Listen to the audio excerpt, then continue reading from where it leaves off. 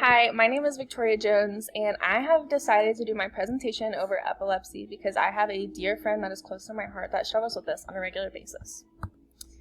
According to the pathophysiology side of things, epilepsy is a chronic neurological disorder and is characterized by reoccurring seizures. 50% of people that have epilepsy have no way of identifying how they have it or what happened to them, and for the other half, it could be a genetic disorder, a head trauma, medical disorders, a prenatal injury, or it could be just a developmental disorder. My interviewee, we're going to refer to him as DM. He is 23-year-old and he's a Caucasian man. He's 6 feet 3 inches tall and he weighs about 240 pounds. He's pretty healthy for his age, very well put together, and if you ever saw DM, you would think that he's literally just a normal guy because he is. You have no idea that he struggles with this. He doesn't have any problems with physical activity. He is just your average guy. I'm going to go ahead and read his side of the story on dealing with epilepsy and what happened to him. So he said, I had my first seizure when I was 12, which is not considered early onset. I did, though, have terrible night terrors as a young child and would wake up screaming and crying and would not remember anything the next day. My first grand mal seizure was when I was 12. The doctors then determined that I had narcoleptic seizures, which means that they only happen when I'm asleep. I had a sleep study when I was 13, and during that sleep study, I had 17 miniature seizures. The neurons in my brain kept firing until they burned out. I did not experience physical effects during this time, though.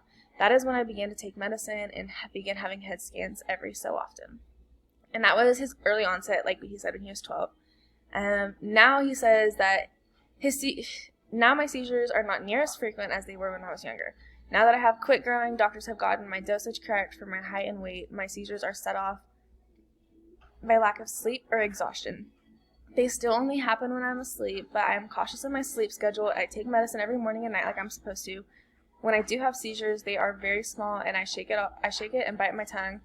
And when I finally come out of it, I am practically down for the rest of the day.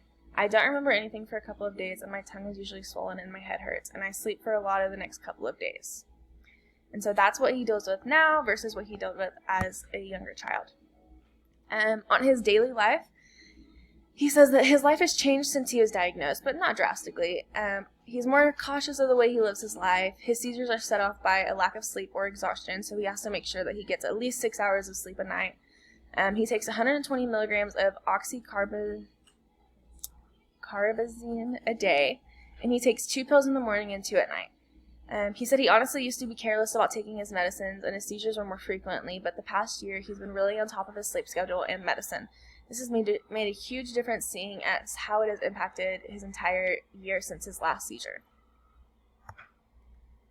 When we talk about his adaptation in daily life, he said, as I stated earlier, I just have to make sure that I get enough sleep at night. I now know how to handle things if I do have a seizure. His family and his girlfriend are really good about making sure that he takes his medicine, and they watch for the signs that might come on. He says he may not have had a change in the daily life that much, which has been really nice for him. So we're going to talk a little bit about the meanings of the signs and symptoms. A seizure is typically caused by an unexpected discharge of neurons in the brain, causing an alteration in the proper function of the brain. The clinical signs and symptoms of seizures depend on the place where the epileptic discharges in the cerebral cortex and the pattern of the discharge in the brain. His seizures are always unexpected and can never be predicted, but afterwards he's exhausted and he sleeps for a few days. But during the seizure he shakes and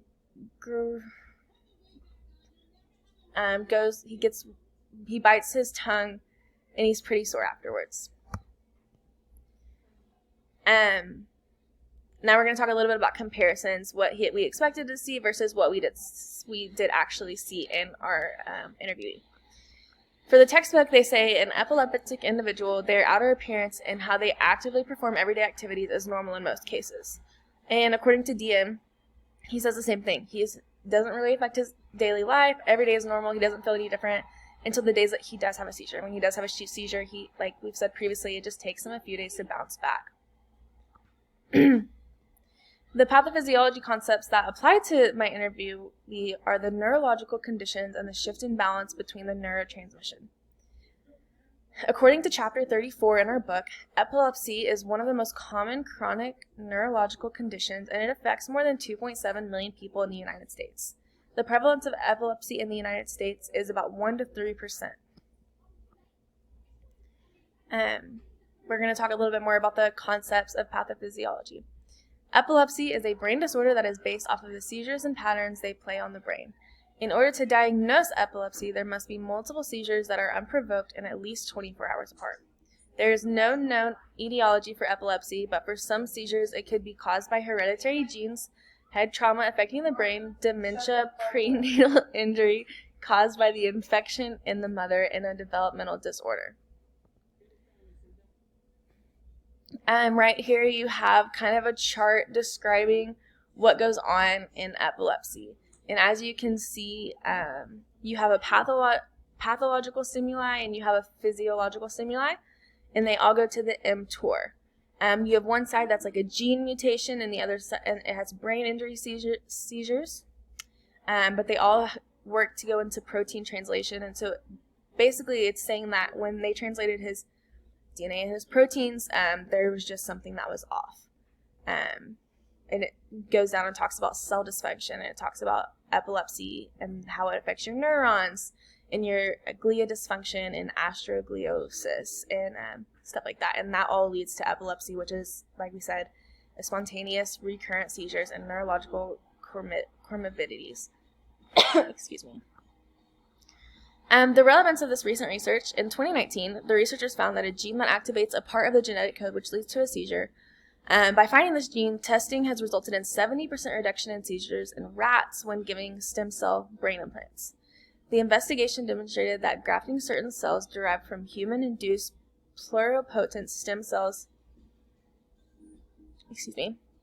into the brain can help alleviate seizures as well as improve the brain function. So this is really good information to know now, especially with people that do struggle with epilepsy. And that is the end of my presentation. Thank you for listening. I hope you gained some insight on what it's like to live daily with this disease.